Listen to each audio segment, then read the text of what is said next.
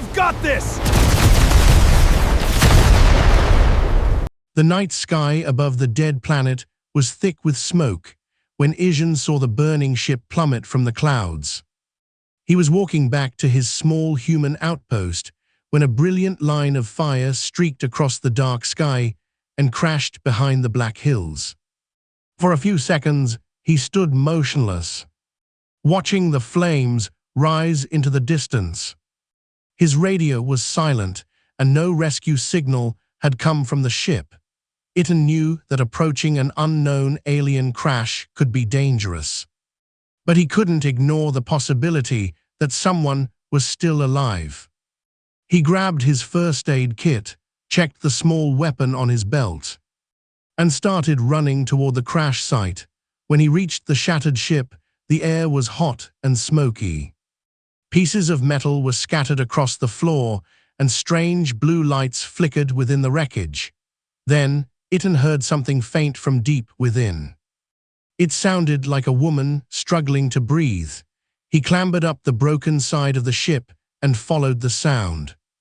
Near the rear of the wreckage, he found a young alien woman trapped beneath a large metal beam. She wore dark silver armor and a long black cloak torn in several places. Her face was completely hidden behind a smooth, black and silver mask. Only her bright violet eyes could be seen through the narrow openings. Blood covered one side of her armor, and her breathing was slow. Ihan rushed toward her and tried to lift the beam, but it was too heavy. The woman opened her eyes and looked at him. "Human," she whispered. "Let me go," Iten ignored her. He found a broken support bar, shoved it under the beam, and used all his strength to lift her up. The metal shifted just enough for him to free her. A warning sound suddenly filled the ship. Iten glanced at the flickering control panel and understood one thing immediately. The ship was about to explode. He scooped her up in his arms and started running. Behind him, fire engulfed the damaged vessel. The woman was very light, but Iten's legs burned as he crossed the rough terrain. He had barely reached the rocks when the ship exploded. A wave of heat and dust threw him forward. Iten twisted his body in the air so the woman wouldn't fall to the ground. He landed hard on her shoulder, but he held her close. For a moment, everything was silent. Then the woman coughed and opened her eyes. She stared at Iten as if she couldn't understand why he had risked his life. "Why?" she asked. Iten stood slowly. "Why are you still alive?" he said. He led her toward their outpost, pieces of the burning ship still falling behind them. Inside the small shelter, Iten placed her on her bed and opened his first aid kit. The alien woman tried to push his hands away. "Don't call anyone," she said quickly. Iten looked at her in surprise. "Do you need a real doctor?" Her violet eyes became sharp with fear. No soldiers, no galactic authority, no messages. Iten noticed that the fear in her voice was louder than the pain of her wound. "Is someone looking for you?" he asked. She remained silent. Iten cleaned the wound and tested her blood. His small medical device showed a strange poison moving through her body. He had never seen anything like it.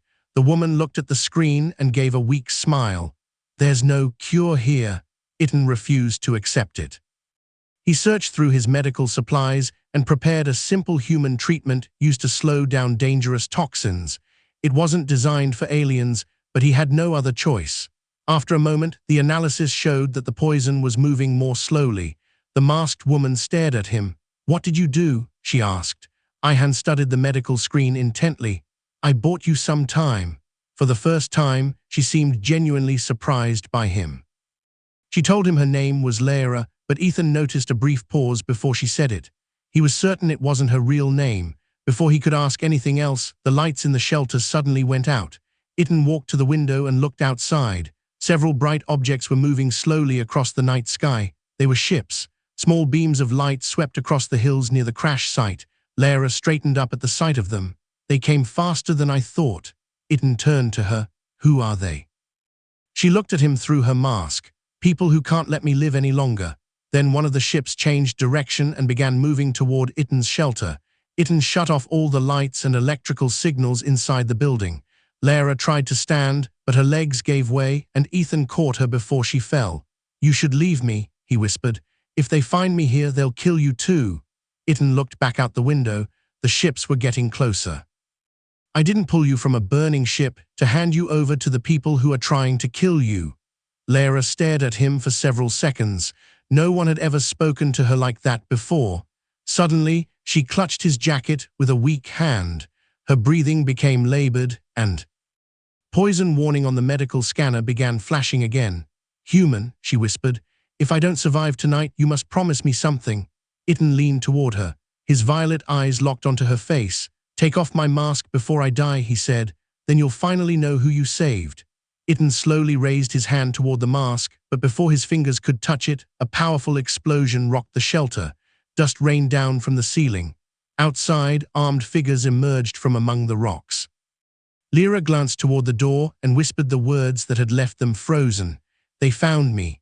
The first explosion shook the shelter again, and Atten quickly pulled Lyra away from the window. Outside, soldiers in dark armor moved among the rocks, while powerful spotlights illuminated the ground. Atten knew they couldn't stay inside because the small shelter wouldn't survive another direct hit. He opened a hidden door beneath the floor and helped Lyra into an old tunnel built by human miners years before.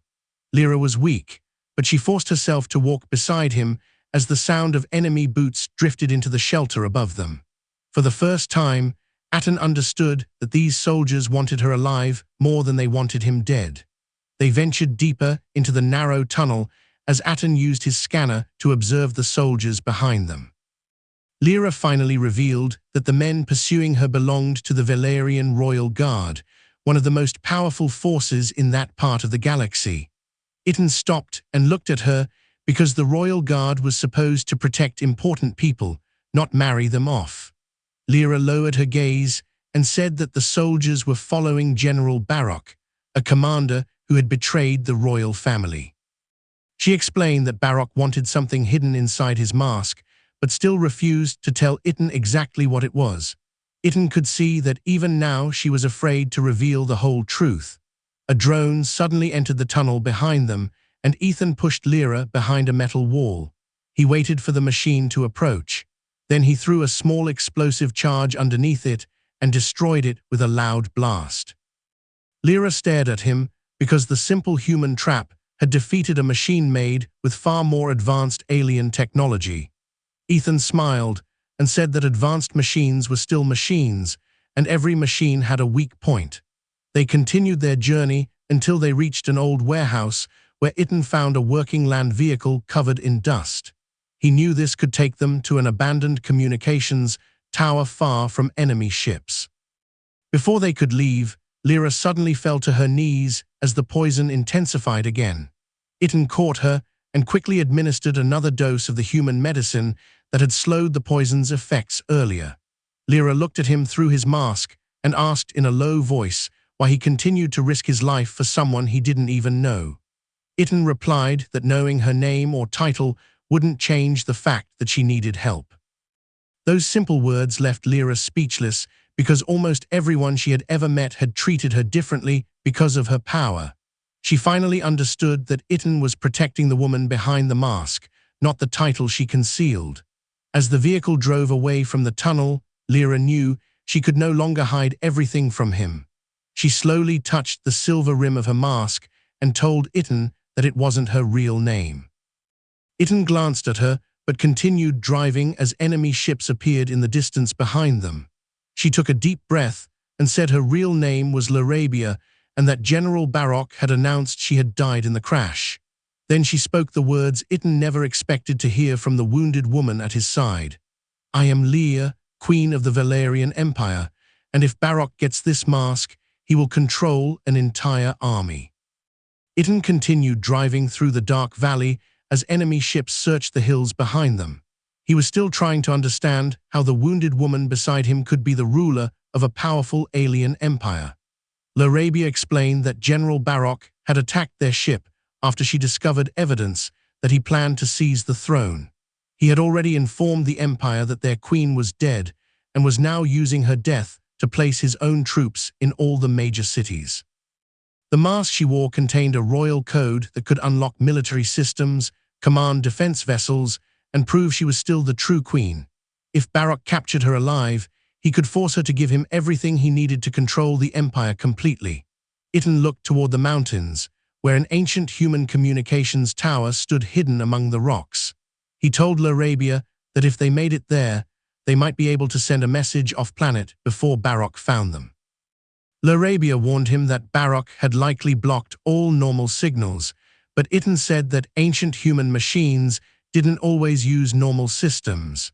The vehicle reached the tower shortly before dawn, and Han quickly unlocked the ancient control room while Larabia scanned the sky.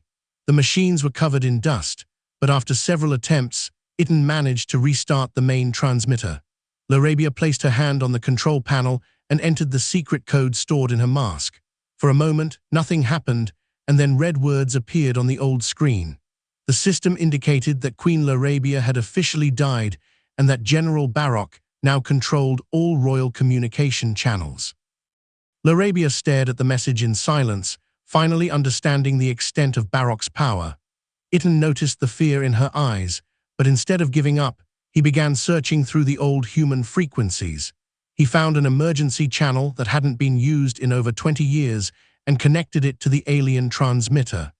Larabia looked at him in surprise as the system showed that the ancient signal could still reach several nearby worlds. Before he could send a message, Ethan's scanner detected several faint signs of life within an abandoned mining station near the tower. They cautiously entered the station and discovered a group of Valerian civilians hiding from Barok's soldiers. The refugees looked tired and frightened, and many believed their queen had died in the crash. Larabia wanted to remove her mask immediately, but a man quietly warned her that one of these people might be working for Barok. She listened and kept her identity hidden while Izan spoke with the refugees and looked for anyone acting strangely. Then, an old Valerian soldier suddenly noticed the royal mark on the side of her mask and slowly fell to his knees. "Your Majesty," the old soldier whispered, and everyone in the room turned to Larabia. Surprise was reflected on their faces as they realized their queen was alive before them.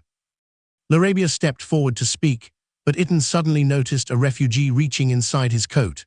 A small weapon appeared in the stranger's hand, its glowing barrel pointed directly at the queen's chest. Iten moved before anyone else could understand what was happening, but the traitor had already pulled the trigger. A bright flash filled the room as Larabia called out Iten's name. The powerful blast ripped across the room, but Iten threw himself between Larabia and her before it could reach her. The blast struck the armor on his shoulder, throwing him violently to the metal floor. Larabia screamed his name and fell beside him as the old Valerian soldier attacked the traitor. Several refugees quickly came to his aid, and within seconds the attacker was brought down. Larabia placed a trembling hand on Iten's chest, fearing he had stopped breathing. Then he opened his eyes and said softly that human armor was stronger than it looked. A sigh of relief filled Larabia's eyes, but she also felt something she would never have expected from a stranger. Her royal guards had protected her many times, but always out of duty. Iten had no obligation to her, yet without hesitation, he put his own body between her and death. He stood slowly and told everyone who Barok was hiding. The refugees wanted to flee, but Iten explained that running would only make them easier prey. Instead, he told them they had to send the Arabia's message before Barok could silence them forever. The old communications room was damaged, but Iten worked quickly with the miners to repair the main power line. Larabia stood by the transmitter, the refugees watching her with renewed hope in their eyes. She wanted to tell them that their queen was alive and that Barok had betrayed the empire. However, all official channels were blocked the moment Iten tried to open them. Larabia looked defeated, but Iten remembered the old human emergency frequency he had found earlier. He connected the malfunctioning alien system and smiled when a faint signal finally appeared. Larabia approached the transmitter and spoke in a calm voice. Although her body was still weak, she told her men that she was alive and that General Barok had lied about her death. She also said that anyone still loyal to the true crown should obey her orders. The message lasted only a few seconds before the system failed again. However, the signal had already escaped the planet and was heading towards several nearby Valerian worlds. For the first time since the crash, Larabia believed they might actually have a chance. That hope lasted less than a minute before Itan's scanner began emitting a loud warning sound. An enemy ship appeared over the mountains, then another, and then dozens more followed. The sky slowly filled with dark warships bearing Barok's mark on their sides. The refugees stared up in fear, for the force was far greater than anything they could possibly fight. Larabia knew that Barok would no longer come to capture her or strip her of her royal mask. She had decided that destroying the entire mining station was safer than letting her message spread. Suddenly, a new signal appeared on the transmitter, and General Barok's cold voice filled the room. He gave Larabia 1 hour to surrender and hand over the mask before his fleet opened fire on the planet. Larabia looked at the frightened families surrounding her and slowly said she would surrender. Ethan immediately told her that Barok would kill everyone even after getting what he wanted. Before she could reply, a powerful light appeared in the sky as the first enemy weapon began loading. Then Ethan took out his human emergency transmitter and said, "If Barok brought an army, perhaps it's time Earth took note." Ethan activated the human emergency transmitter as Barok's warships filled the sky above the mining station. He sent a brief message toward the nearest human frontier, including the location, the number of enemies, and a warning that civilians were in danger. Larabia watched closely because she knew the nearest human fleet might still be too far away to help them.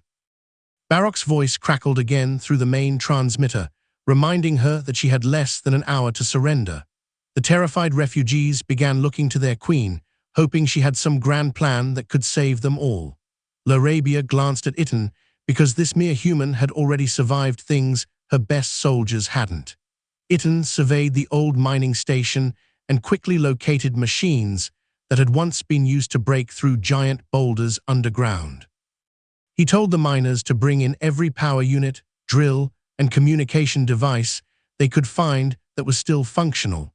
Larabia didn't understand his plan until hundreds of false signals suddenly appeared on Barok's scanners. The old mining machines made the station appear to conceal a much larger defense force underground. Barok halted his initial attack because he didn't know how many weapons might be waiting for his ships. Ethan knew the trick wouldn't fool him for long, but every extra minute gave the human signal more time to spread. Larabia whispered to Ethan that he could end the danger by surrendering to Barok. Ethan shook his head and reminded her that Barok had killed her once and had threatened an entire planet. A man willing to murder innocent people for power would never keep his promise after capturing the queen. Larabia looked toward the families hiding behind the old walls and finally understood that surrender wouldn't truly save them. Instead, she stood before her people and told them they would either survive together or face Barok together. The refugees stopped showing fear and began helping Itan prepare the station for the attack. Finally, the first enemy fighters entered the valley, and the earth trembled as their weapons struck the outer defenses. Itan used the mining machines to create clouds of dust that confused the fighters and jammed their scanners. The refugees fired from protected positions while Larabia helped evacuate the wounded from the damaged walls. Barok's soldiers had superior weapons, but they never expected miners and a human explorer to fight with such unorthodox methods. Nevertheless, the enemy forces continued to swell, and Itan knew they were slowly losing the battle. Then the main energy shield failed, leaving the station almost completely exposed to the ships on the surface. Barok ordered his largest warship to position itself and prepare for a final assault on the mining station. The Arabia remained alongside Itan, while a massive weapon beneath the ship began to glow brighter overhead. For a terrifying moment, Itan thought his distress signal had never reached human space. Then 12 more ships suddenly appeared behind Barok's fleet, without warning from the Balerian scanners. They were smaller than Barok's warships, but each carried heavy human weaponry designed to destroy dangerous asteroids. A calm human voice came through Ihan's transmitter and asked, "Explorer Cole, which of these ships threatened a human citizen?" The human ships positioned themselves between Barok's fleet and the mining station before the enemy could fire their final weapon. Their asteroid cannons impacted the larger Valerian ships with powerful blasts that forced them away from the planet. Ihan watched the battle from the station while Laravia stood by his side, unable to believe that only 12 human ships were holding off such a large force. Barok grew enraged when his soldiers began to lose control of the skies and ordered his personal ship to land near the station. He no longer trusted anyone else to capture the queen or wrest the royal mask from her. Ihan knew the battle had turned, but the most dangerous enemy was now heading straight for them. Barok entered the damaged station with a group of heavily armed soldiers and managed to breach the weak outer defenses.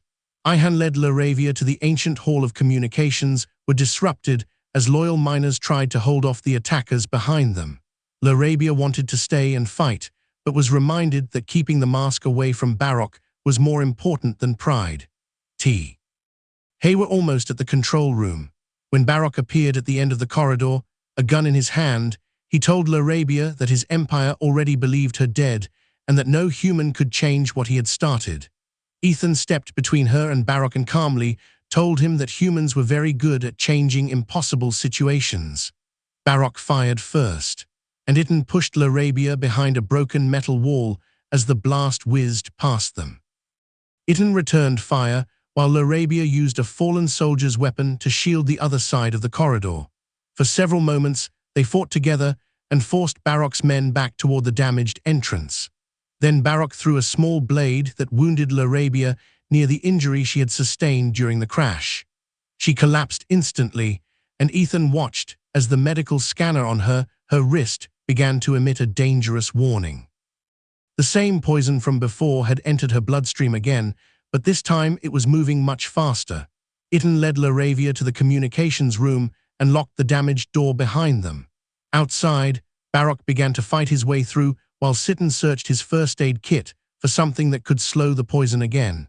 Laravia's breathing grew weaker, and she slowly reached out to touch the side of Ethan's face. She told him there wasn't enough time and begged him to stop trying to save her. Ethan refused, but she gently took his hand and guided it to the silver rim of her mask. "Take off my mask before I die," she whispered, "because you deserve to know the final truth." Ethan slowly released the hidden strands of hair and for the first time removed the mask from her face. He froze at the sight of the glowing royal mark beneath her left eye, a symbol he had only seen in ancient records of galactic history. Laravia wasn't just the queen of the Valerian Empire, but the last living descendant of the first Star Empress. The instant Ethan touched the inside of the mask, its ancient system suddenly scanned his hand and filled the room with golden light. A message appeared on the shattered control screen, leaving them both speechless. "Royal Successor Protocol active, Human Guardian recognized." Ethan stared at the glowing words as Laravia struggled to keep her eyes open beside him. Ancient Mask explained that long ago, humans had saved the first Star Empress during a forgotten war between many alien worlds. When the Empress offered them gold, planets, and power, the humans refused everything and asked only for peace. Because of that act, she created a secret law that would protect her bloodline should it ever be on the verge of destruction. Any human who risked their life to save her last descendant without asking for reward could be named a guardian of the crown. The mask had observed everything Ethan had done and had now chosen him by virtue of that ancient law. Ethan didn't care about the title because Arabia was still dying in his arms. He connected the mask to the human medical scanner and discovered that its royal records contained information about the poison in her blood. At that very moment, human ships dispatched a medical team to the station, while Barok's soldiers were forced to retreat outside. The medics combined the ancient royal data with the simple human treatment Ethan had previously used. They created a new medicine and administered it to Laravia while Ethan remained by her side. For a few terrible seconds, nothing changed, but then her breathing gradually strengthened. Outside the room, Barok's battle was also crumbling as Laravia's message reached more Balerian ships. Many soldiers finally discovered that their queen was alive and that Barok had lied to the entire empire. One by one, their own commanders ceased fighting and ordered their ships to surrender. Barok tried to escape, but the human fleet blocked his path, and loyal Valerian soldiers arrested him inside the station. When Laravia opened her eyes again, the first person she saw was Arn sitting by her bed. She gave him a weak smile and said that once again, a human had refused to let her die. Several weeks later, Larabia returned to the Balerian capital, with Iton standing silently by her side. Millions of people filled the great city because they wanted to see the queen they believed to be dead. Larabia stepped onto the royal platform without her mask for the first time and showed her true face to her people. Then she turned away from the cheering crowd and walked slowly toward Iton. To his utter astonishment, the queen of the Valerian Empire knelt before the human explorer. Within seconds, thousands of royal guards and then millions of citizens followed their queen and knelt as well. Iton was speechless. As Larabia gazed at him, tears glistening in her violet eyes, she told the galaxy that Iton hadn't saved her because she was a queen, but because he didn't even know who she was. He had rescued a wounded stranger from a burning ship and risked everything simply because she needed help. Lurab. Aya said that was why humanity was different and why the ancient crown had chosen one of them as its guardian. When the ceremony was over, Iton asked her quietly if she had finally finished hiding secrets behind masks. Larabia smiled, took his hand, and whispered, almost human, because there's still a secret I'd rather tell you when we're alone. M.